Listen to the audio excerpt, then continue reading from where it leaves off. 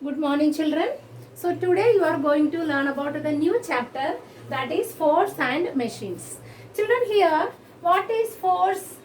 It is actually a push or a pull. Okay, push or a pull applied to an object. For example, if we pedal the bicycle, that time you are applying the force, right? And if you are drawing the water from the well, that time also you are applying the force over there. And if you wanted to kick the ball, that time also you are applying the force. So that push or pull applied on an object is called a force. Okay, now what are the effects of force you see? Okay, effects, if you are saying effects of force, it actually helps to move the object. Okay, to move a stationary object, or if you can say to stop the object also.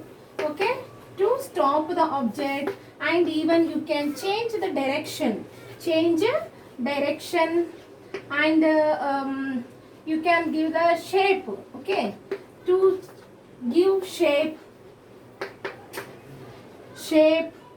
or you can say so many uses are there. Okay, that means the effects are there. For example, if you to move, how the force help to move?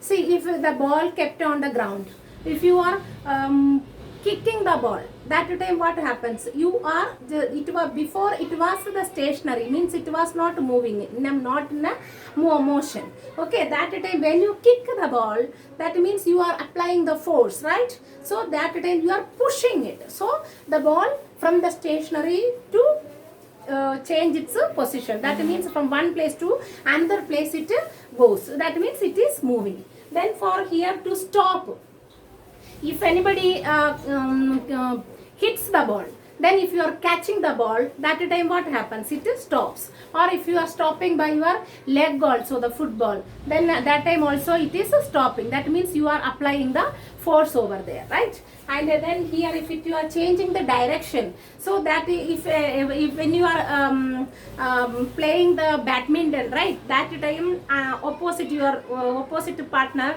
hits the this one, the racket, that time what happens?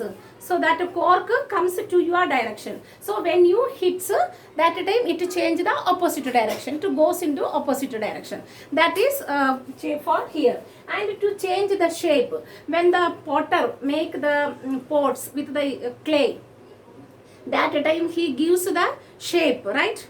That it means for that also applying the force. So understood, children, here.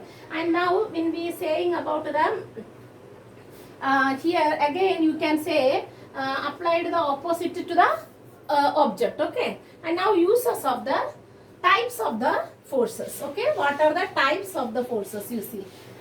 So many number of types forces are there. Okay, types of forces. In this, see, children, first one, if I say about gravity, it's okay. Gravity means it is the gravitational force. Gravitational force or gravity, same. Okay, so it is the force that attracts objects to the center of the earth. Okay, that is the force of the earth. It attracts the objects towards itself. That is gravity, gravitational force. Okay, so because of, see, if you are throwing a ball, and if I am throwing this chalk up, okay, up, then what happens? It comes down. It means it is the gravitational force. Okay, otherwise it should go up only. But why it came down? Because the force of the earth. Okay, it attracts the things towards itself. When we are seeing about the fruits or the dry leaves falling from the trees, okay, from the trees, if you are saying the fruits are there, and you can say the leaves there. So this fruit, if it comes down and falls this ground, okay, so that is because of the gravitational force. Okay, it is that is the gravity. Understood? And even not only the fruits, dry things, whatever the things, if you are throwing up, it comes down because of the gravitational force. Understood gravity? Now the second force is the magnetic force. Okay, magnetic force. Magnetic force, see, you can say that when you use a magnet and that attracts the iron objects or another magnet towards itself, that is the magnetic force. See, for example, this is the horseshoe magnet. Okay, it is the horseshoe magnet. Okay, here this one acts as the north pole and here it is the south pole, and this in this it is the horseshoe magnet. Okay, here if you are bringing some iron objects, okay, nails or pins, something, then what happens? It sticks to the end of the poles. Okay, these are the two poles of the magnet, so that time it stick on these places. Iron things stick on the poles of the magnet. That is because of the magnetic force. And if you are saying that attraction and repulsion, okay, how one magnet attract another magnet, that also because of the magnetic force only. So same poles always what happens? Repel. If this is the north pole and this is the again the north pole of another magnet, if you bring closer, it what happens? It repel. It will not attract. So that time when you do it, you will get the feeling of that how it is repelling. If you try to force it to join also, it will not join.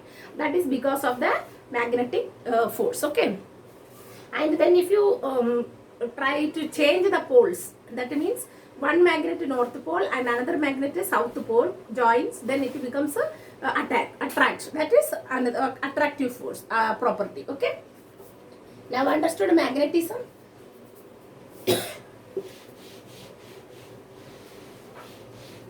Now the third force, it is muscular force. Okay, muscular force.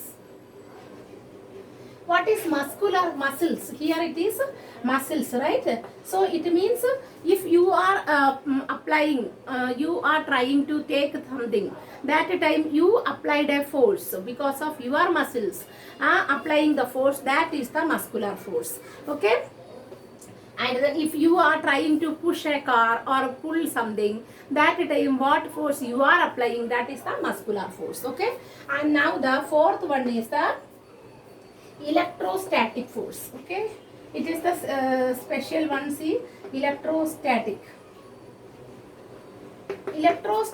force means, actually children, you listen it properly. This one, when two objects, or that means one object rubbed with another object, that time they get charged. Okay, and then because that is due to the electrostatic force, because that charged one attract the things. Okay, that if for example, if I can say this is an activity for you also, you do this activity, then tomorrow when in the next class when I ask, you have to say the experience. Okay, now I am explaining it. You can do in two ways. Take a paper, then make it into bits of paper. Okay, small pieces, then keep on the plate, and then take a comb. What you are comb, that comb, or you can use the scale also. Okay, then you rub it on your dry hair. There should not be oil and it should not be wet, it should be dry. Then you rub over there. Then what happens? The scale or the comb what you are using will be get charged. Then you just bring that one closer to the bits of the papers. What happens? The bits of paper, it will be stick on the comb or the scale. Okay, that is because of the electrostatic force. This activity all of you have to do it. Okay, children. Then the next one is this one, frictional force. Okay, frictional force, that is a frictional force.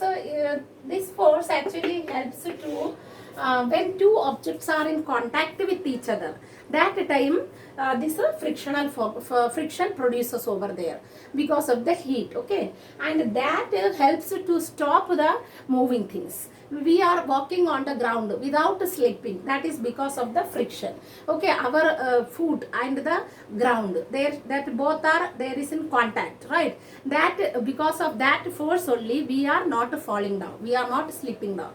That means if the rough space that have more friction than the smooth surfaces, if you are trying to walk fast or running on the smooth surfaces, there is a chance to fall down because of the less friction over there, okay. That friction, the advantages and disadvantages I will explain in the next class, okay children. So the what is the homework today I given? Electrostatic force. All of you do that activity, okay, and tell the experience, okay children. Thank you, have a nice day.